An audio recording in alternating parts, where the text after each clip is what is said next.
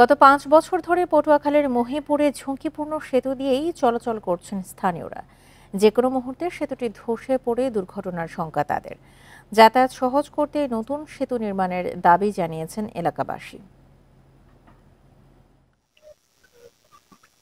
কলাপাড়ার তাহেরপুর ও আজিমপুরে যাতায়াতে ২০০১ সালে লক্ষ্মীরখালে ৬৩ মিটার দীর্ঘ সেতু নির্মাণ করে এলজিইডি।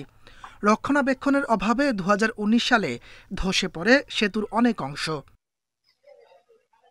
গত ৫ বছরেও আর সংস্কার হয়নি সেতুটি।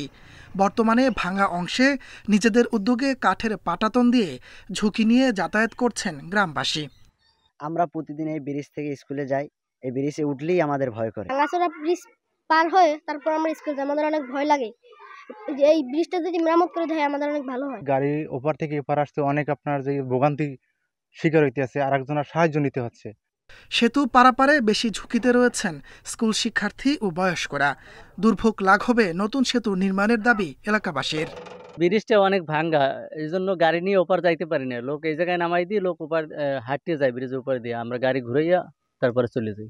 রাত বিয়াল আমরা যখন হাঁটি তখন ভয় লাগে যে কোন সময় এই ভাঙল থেকে পড়িয়ে যায়। এলজিইডির কর্মকর্তারা জানিয়েছেন, নতুন সেতু নির্মাণের প্রস্তাবনা পাঠানো হয়েছে মন্ত্রণালয়ে। এই ব্রিজটা এবং আরো কিছু ব্রিজ আমরা লিস্ট করে ঝুঁকিপূর্ণ হিসেবে আমরা আমাদের পটুয়াখালী এক্সএন অফিসে স্যারের নিকট প্রেরণ করেছি। তো আশা করি যে পরবর্তীতে আমাদের কোনো প্রকল্প থেকে সেই ব্রিজগুলোকে নতুন করে করা হবে। প্রতিদিন এই সেতুটি ব্যবহার করে কয়েক গ্রামের মানুষ। জনদুর্ভোগ কমাতে দ্রুত পদক্ষেপ নেওয়ার দাবি তাদের। Independent news.